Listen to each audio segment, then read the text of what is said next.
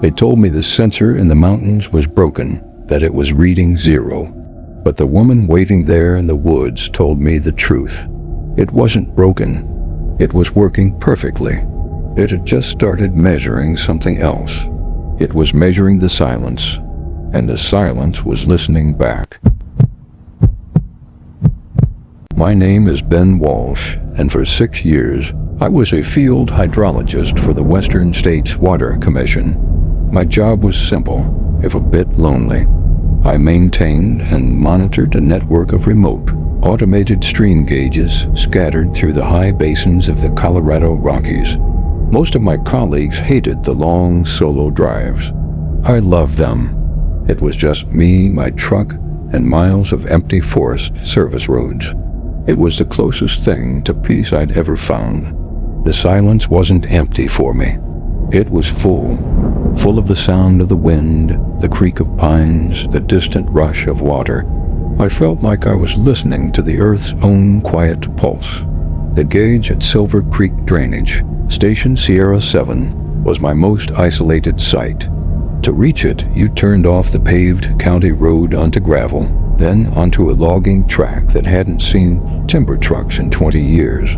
The last 5 miles were just 2 ruts weaving through dense lodgepole pine, ending at a small clearing by the creek. No cell service, no people, just the white noise of the water and the wind. I'd visit once a month, download the data, clear debris from the sensor, and be on my way. A 3-hour round trip for 15 minutes of work. I'd never seen another soul up there. Not once. The incident happened in late October. I was behind schedule, thanks to an early snow that had closed the higher passes.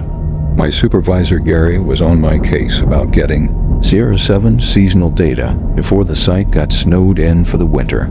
The forecast was iffy. A big system was supposed to roll in by evening, but the morning dawned clear and cold. The sky was that severe, brittle blue you only get at altitude and autumn. I figured I had a window. I packed my gear, a heavier coat, and threw in the emergency overnight bag. Just agency protocol. It had a space blanket, some protein bars, and a first aid kit. It lived under my seat, perpetually unused. The drive up was fine until the last stretch. As I bumped up the final logging track, I noticed something. Fresh tire tracks. Not just fresh, but recent. Maybe from that morning. They were narrow, with a distinct, almost city-like tread pattern. Someone in a smaller SUV or a crossover. Something with no business being out here. A hunter, maybe.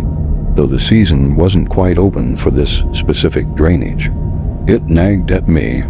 A tiny splinter of wrongness in my routine. I told myself it was probably just a Forest Service surveyor or someone who'd gotten hopelessly lost. I pushed the thought aside. But when I pulled into the clearing at Sierra 7, the nagging feeling turned into a cold, hard knot in my stomach. There was a vehicle there, a pale blue Honda CR-V, maybe 5 or 6 years old. It was parked haphazardly, almost nosed into the creek bank. Its engine was off. The driver's door was wide open. I stopped my truck 20 yards away and killed the engine. The silence that followed was absolute oppressive. No radio playing from the Honda. No one standing nearby. No sounds of someone in the woods. My training kicked in. Assess, then approach. I got out slowly. The crunch of my boots on the frozen gravel was absurdly loud in the stillness. "Hello," I called out. My voice was swallowed by the trees. "Anyone here?" "Forest Service adjacent." Nothing, not even an echo. I walked toward the Honda, my eyes constantly scanning the dark tree line. The car was empty. The keys were in the ignition. A woman's puffy fleece jacket, teal-colored, was balled up on the passenger seat. A reusable coffee cup from a gas station in Grand Junction lay on its side in the footwell. A brown stain was leaching into the floor mat. The car wasn't stuck. It had just stopped and been abandoned. My mind raced through logical explanations. car trouble. Went for help, but gone where? The nearest real road was over 10 miles of brutal track behind us. And why leave the door open? Why leave the keys? Saw a bear, panicked, ran. I looked around for signs. Torn earth, scat, claw marks, nothing. Then I saw them. The footprints. They led from the driver's side door, not back toward the road. They led into the woods, directly toward the stream gauge station, which was about 50 yards downstream, hidden by a bend in the creek. The prints were deep, made by serious hiking boots. They moved with a direct, purposeful stride, not a panicked scramble. A single set. This had just shifted from weird to a potential search and rescue.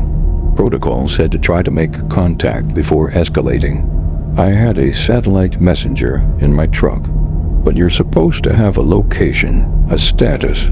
Found a missing hiker is better than found an empty car and got spooked. I made a decision I would replay in my head 1,000 times.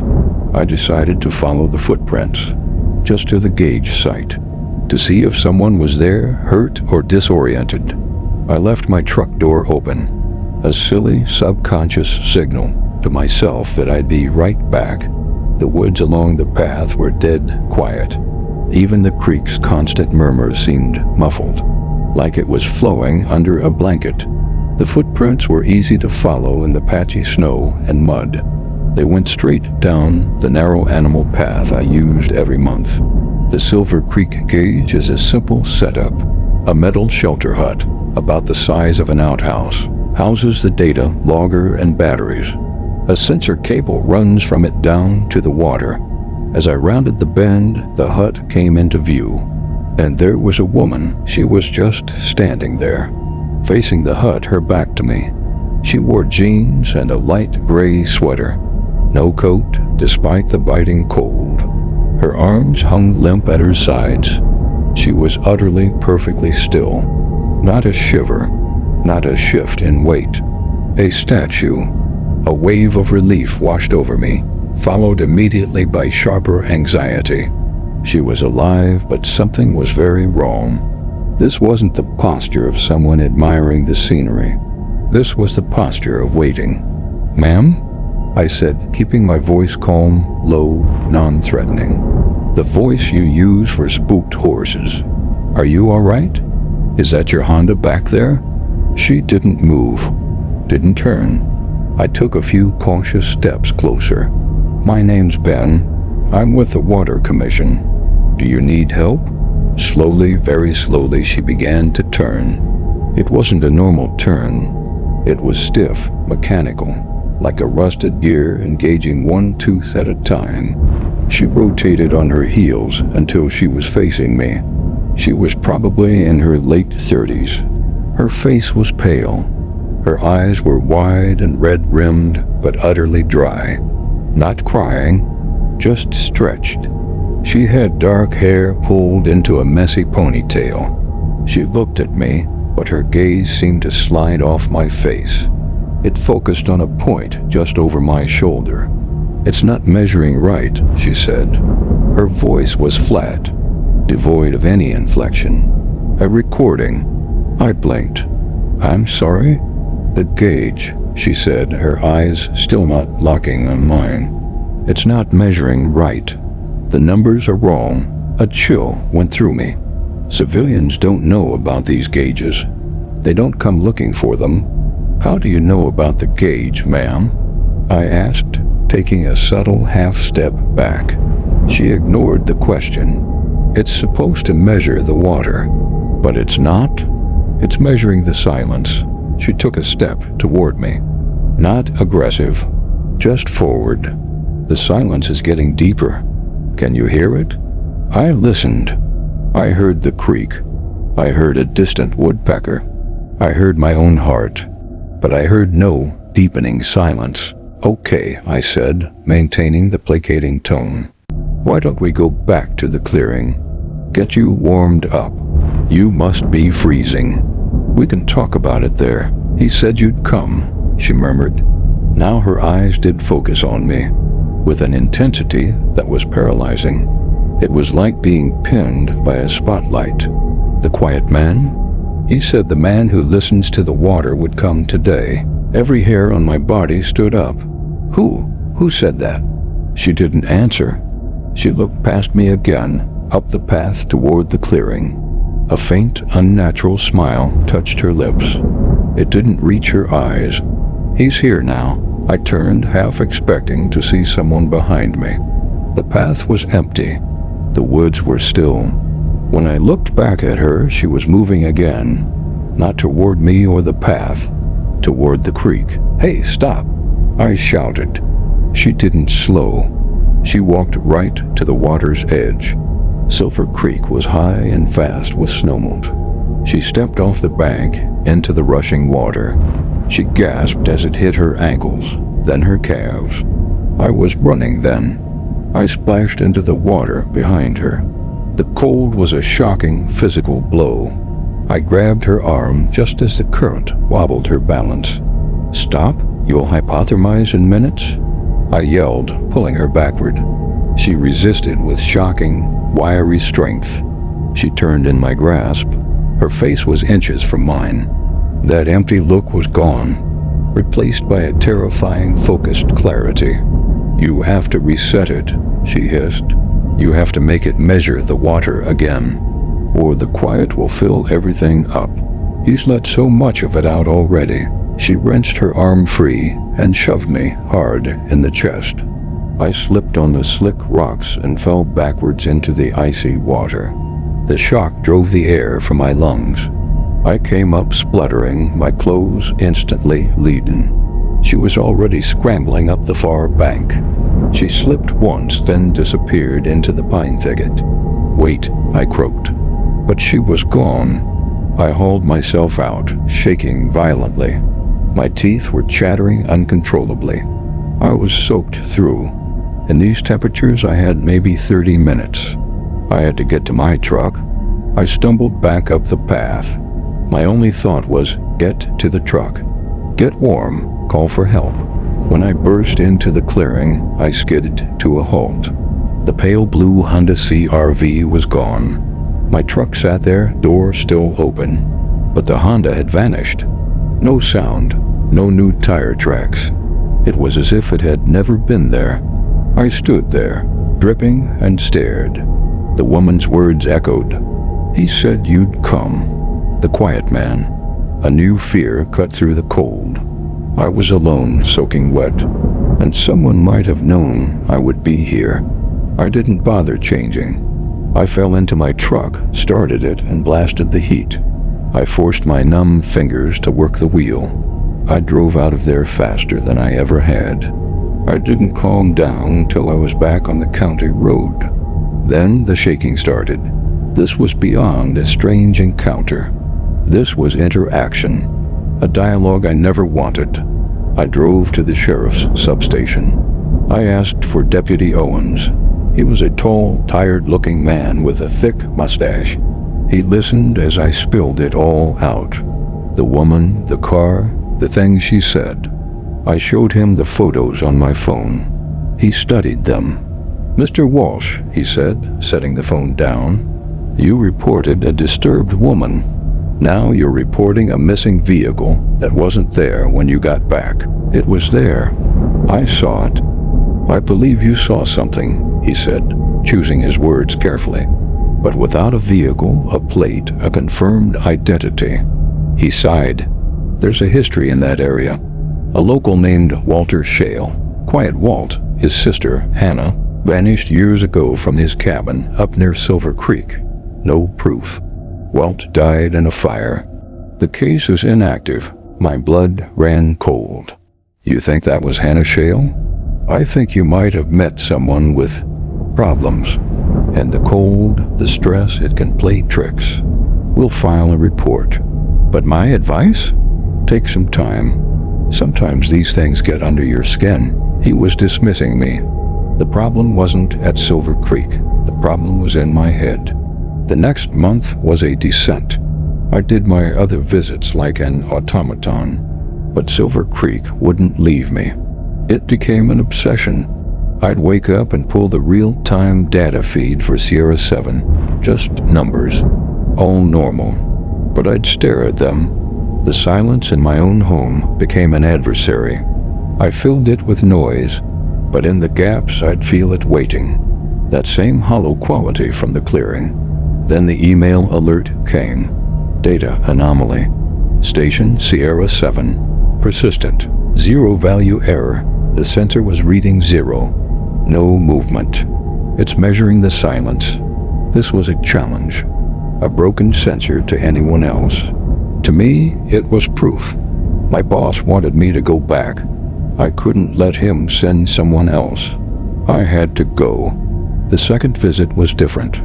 The silence in the clearing felt present. A hollow resonance.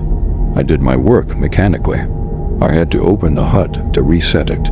Inside, next to the data logger, was a small cairn of smooth creek stones. On top was a weathered blue hair tie. It was placed. A message. He said you'd come. A branch snapped in the woods across the creek. I didn't look. I ran. I went back to Deputy Owens with a photo. Vandalism, he called it.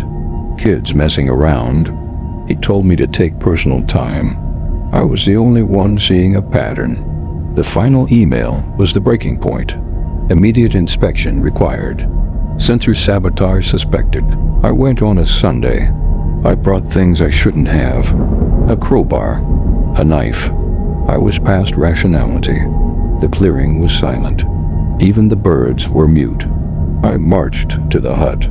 I jammed the crowbar into the door and wrenched it open. The cairn was still there, but the hair tie was gone. In its place was a faded Polaroid. A man and a woman in front of a cabin. The woman was smiling. The man was tall, gaunt, unsmiling. Quiet Walt. Under the photo was a single unused .308 rifle cartridge. A story told in artifacts, pointing toward a violent end. A sound came from right behind me. I spun, crowbar raised. She stood 10 feet away. The woman, Hannah. She looked clean, calm, placid. An actor performing an idea. You understand now, she said, her voice soft, metallic. What do you want? The measurement is wrong. He wants it corrected. He can't interface with the new tools. You can. Walter's dead. The quiet doesn't die. It changes state. The fire was loud. It let him become part of the silence here. He needs you to calibrate the instrument, to teach it to listen. This was the core of the insanity. A dead man's obsession, aimed at a machine. No, I said. I'm destroying it. Her head tilted. Then who will he talk to? It wasn't a threat. It was a genuine question. If I broke the gauge, the focus of that silence would shift. To me, the man who listens to the water. I looked from her empty face to the hut, to the photo, to the bullet. This wasn't a place to win. It was a place that absorbed conflict. I dropped the crowbar. I turned and walked away, not running. A slow, deliberate retreat. She didn't follow. He'll find a way to be heard, Ben, she called out, her voice perfect in the dead air. The quiet always does. I drove away from Silver Creek for the last time. I quit my job. I moved across the country. I live in a city now in an apartment over a busy street. I am surrounded by noise at all times. It's my insulation. But here's the truth about silence. Once you've heard the real thing, you recognize its echoes everywhere. In the dead hour between 3 and 4 a.m., in the mute second of a power outage, in the held breath of an elevator. In those moments it returns, a whisper, a tendril, and with it comes a single, clear, digital thought. A piece of data that drills directly into my mind. It's not a voice. It's a pure transmission of knowing. It's the number 0. The gauge at Sierra 7 finally calibrated, measuring perfectly the thing it was always meant to measure. And it is broadcasting its finding, on a frequency that only I can hear. The quiet has its instrument. And somewhere in the dark pines of a forgotten creek, a man who is not a man is finally perfectly heard.